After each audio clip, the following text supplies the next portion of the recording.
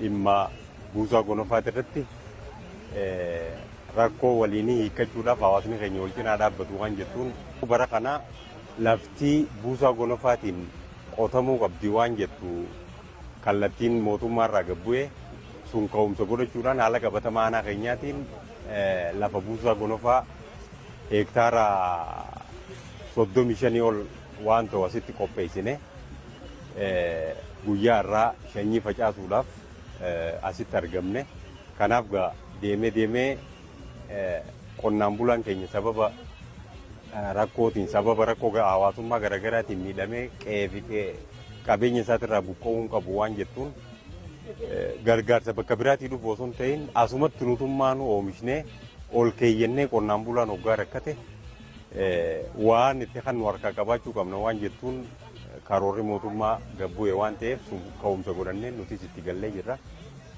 Facaa shanyiiti jira jechuudha. Shanyiin facaafne bishingaa malkaam jedhamu yeroo gabaabattu guyyaa 70 hanga 80 gidduutti ni dhaqqaba. Rooba amma xiqqaa jiruun ganna kana yoo kan facaafnu taate dursinee yeroo gabaabatti ni dhaqqaba jennee waan haala kaalendera keenyaan itti galleef facaadha jirraa jechuudha.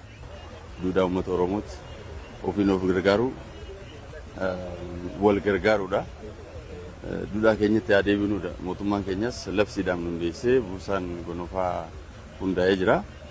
Akka godina keenyaattis kanuma irra dhaabbannee sochiin bal'aan godhamaa jira.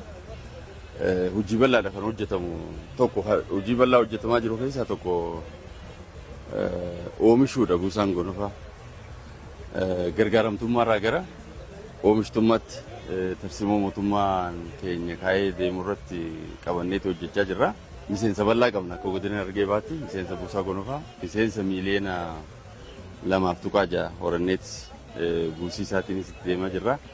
Kana cinatti immoo lafa hektaara 1,000 qotuudhaaf kan karoorfanne Harargee baarratti isa keessa immoo har'a aanaa miidhagaa keessatti argamne facaa bishingaa sadarkaa aanaa miidhagaatti facaa jiru irratti argamaa jirra. Inni kun deemee maal jechuudha oomishaan if danda'u jechuudha.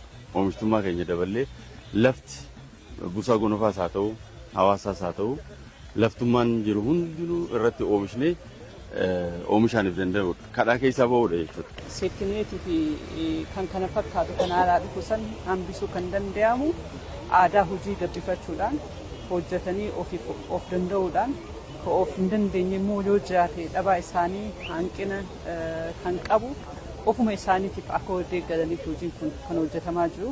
Aadaa akkuma agartu kana hawaasni naannoo kanaa dachee guddoo kana buusaa gonofaatiif kanneen aadaa faca'aa jalqabsiisnee jira.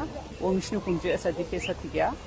Ji'a 3 keessatti gizee harvesta ta'e immoo asuma istoora buusaa gonofaatti galee tokkoffaa manguddoo hojjechuu hin dandeenyeef lammaffaa hawaasa keenya akka qalbeeyyiidhaaf sadaffaa bakka hanqina sanyii isaan mudateetti hiikkachuudhaaf akka isaan gargaaruu fi hojii kana kan asitti hojjechaa jiru.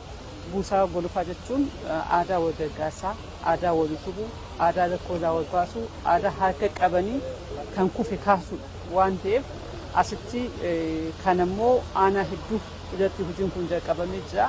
Yoo bifa kanaan kan itti fufu yoo ta'e wanni seeftineetii eeggataniifis hin jiru. Gargaarsa biyya alaa wanni eeggataniifis hin jiru. Ofumaaf wal utubuu akka danda'aman aadaa sana barsiisuudhaaf kan aanaa miidhagaa turaatti kan jalqabu.